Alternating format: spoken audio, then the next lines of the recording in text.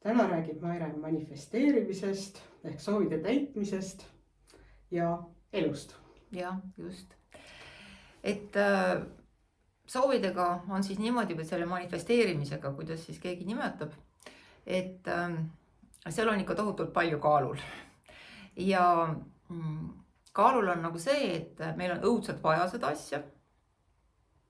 Aga see tähendab seda, et meil on sellest puudust, meil on, see on nagu puudusteadvus samas, et tohutu selline vajadus millegi järele.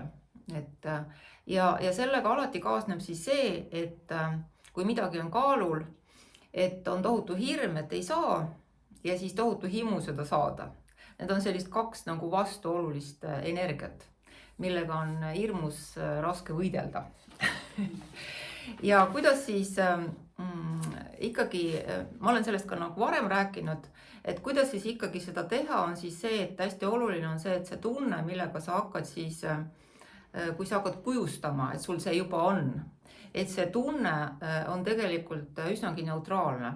See on midagi sellist, no kui sa mõtled nende asjade peale, mida sa oled juba saavutanud või mida sa omad. Et sul ei ole nende asjadega seoses ilmselt mingit tohutut eufooriat, et kui nad on sul juba tükk aega käes, et võib-olla esialgu sul on väga hea meel, kui sul on õnnestunud midagi osta või sul on õnnestunud näiteks ülikool lõpetada, kui see on sinu suur soov olnud, aga see selline eufooriline tunne, taandub selliseks nagu igapäevaseks igavuseks või et see ei ole nagu enam midagi. Ja tegelikult siis, et kui sa kujustad manifesteerides, kujustamine on alati hästi võimas. Et see on võimsam kui nagu sõnaline väljendus või mentaalne rääkimine, et mul on nagu see ja too asi ja et ma tunnen ennast nii ja naa, eks ole. Et kui sa kujustad seda, et siis see emotsioon, mis sellega kaasneb, on selline neutraalne ja pigem see, nagu sa meenutaksid, et sul see juba on. Et lihtsalt sul on see. Nii, ja siis nüüd võt, et on siis, ma õpetan ka nüüd ühe harjutuse, mis on väga huvitav harjutus, kuidas trikitada natukene. Just selle asjaga, et on see tohutu hirm, et sa ei saa selline emotsioon.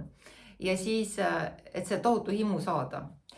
Et see on siis neline harjutus. Et ma soovitan kohe võtta ette mõningase summa raha loomine.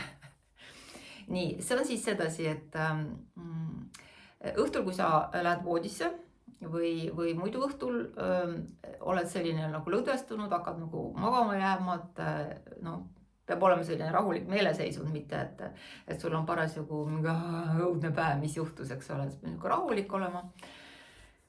Ja siis kujustad siis seda või oma kujutluses siis mõtled, et mis summa raha sa tahaks luua, ütleme näiteks mingi 300 eurot, eks ole.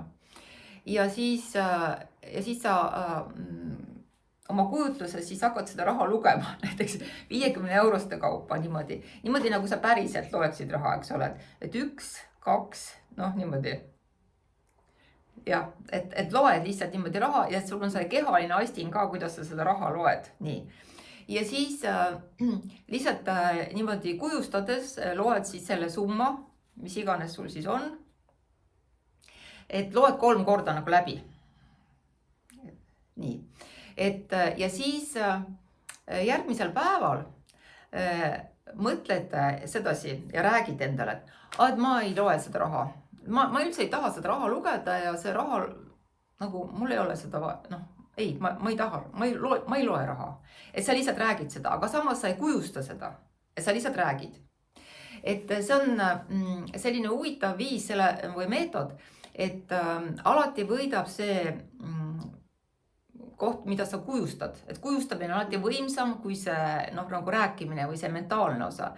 Ja see mentaalne nagu eitus annab sellele kujustusele siis nagu seda powerit juurde. See on selline natuke maagiline, et vastastikud või vastukäivad energiat. Ja kusjuures ma olen tähele pannud, et inimesed, kellel on päris head rahalised võimalused, tihtipeale räägivad seda, kuidas neil üldse raha ei ole. Ikka päris hull lugu kohe on, kuidas neil üldse kohe raha ei ole. ja siis mul tuli üks konkreetne juhtum ka meelde, et üks minu sugulane räägib mulle, et tead, mul ei ole üldse raha, ma ei tea, mis saab umbes, et poes, no nagu ei saa vorstiga osta, no ma ei tea, leiva jaoks vaevalt jätkub raha, eks ole, no täiesti kohutav, noh hakkab või nälga surema, täiesti õudne lugu. Nii, ja siis noh, mõtlesin, et okei, et umbes, et võib-olla laenan sulle natuke või midagi. Ja ta saab ikka hakkama kuidagi, väga raske on.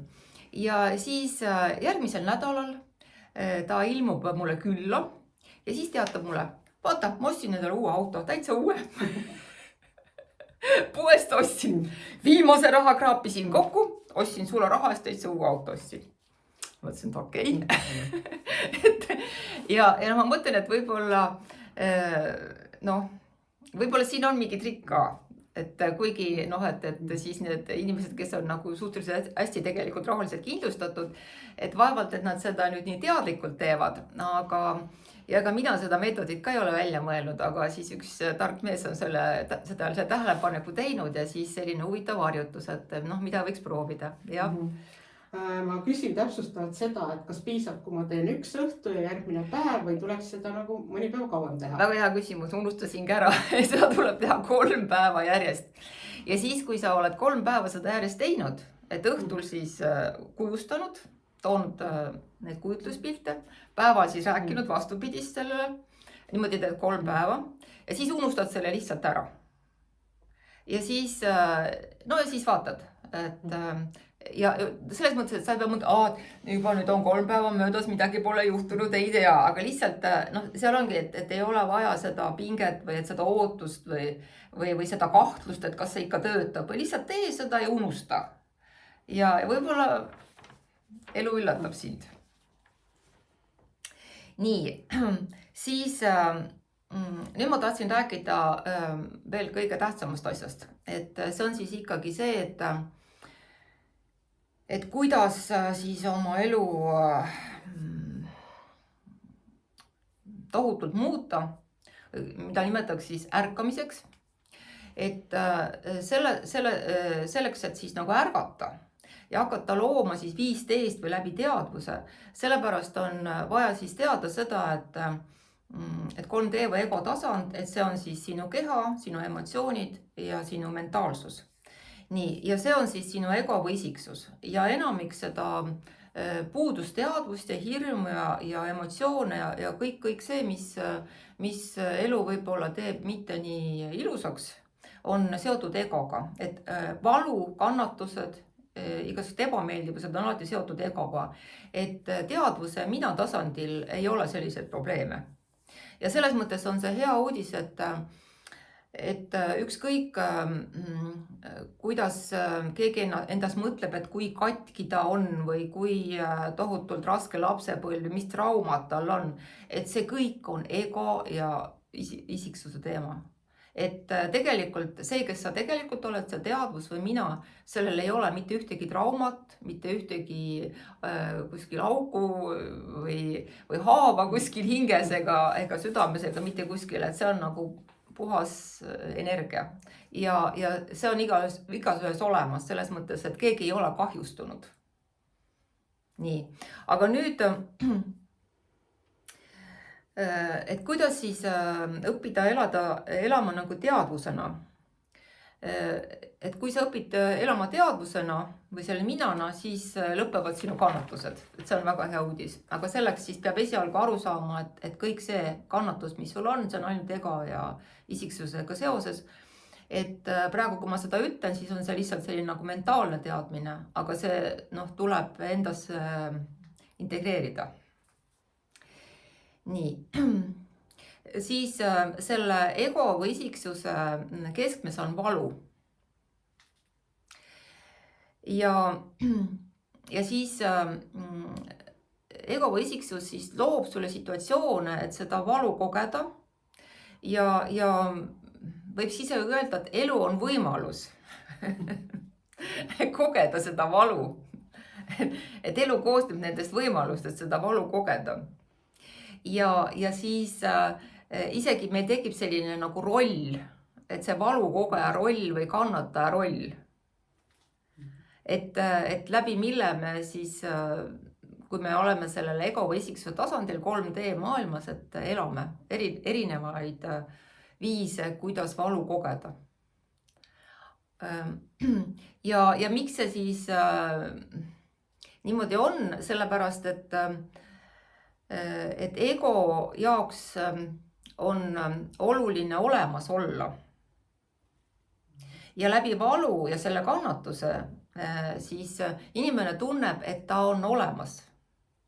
Sellepärast, et ta tunneb, ta elus juhtuvad igasugused asjad, tal on nagu elu. Et selline paradoksaalne asi, aga nüüd, kui sa hakkad elama sellest minast ja teadvusest või siis nagu selles 5D-s, siis su kannatused lõpevad ja see tähendab ego jaoks surma. Isiksuse jaoks tähendab see surma.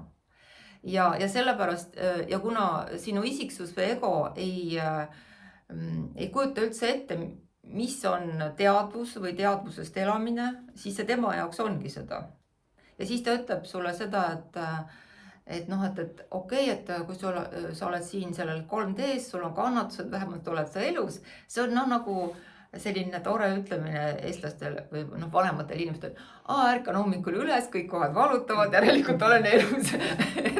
et see ongi nagu, aga see on selline päris kurb lugu ka suuremas plaanis, mitte ainult keha plaanis.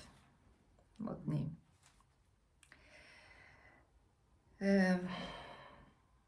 Vot, ja siis see oleks nagu see, kuidas hakata vaikselt ärkama sellele 5D-le või selle teadvuses elamisele.